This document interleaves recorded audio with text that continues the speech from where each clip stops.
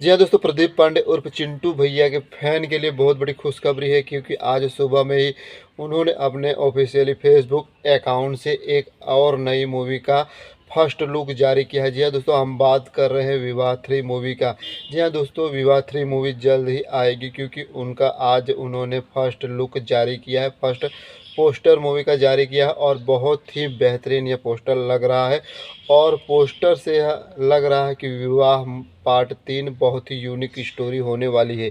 जी हाँ, आप सबको मालूम है कि विवाह पार्ट 1 और 2 दोनों बन चुकी है। जिसके पहले पार्ट की बात करें तो इसका जब ट्रेलर आया था अभी तक 40 मिलियन के ऊपर इसके ऊपर व्यूज़ चले गए, जो कि अपने आप में अब रिकॉर्ड बन गया है।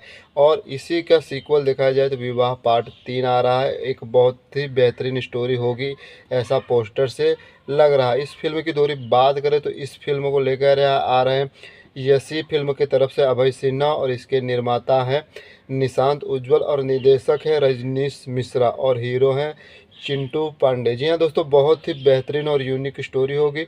तो आपके लिए ये बहुत बड़ी खुशखबरी है। अगर आपको चिंटू पांडे पसंद है तो इसका ट्रेलर और टीजर का इंतज़ार कीजिए।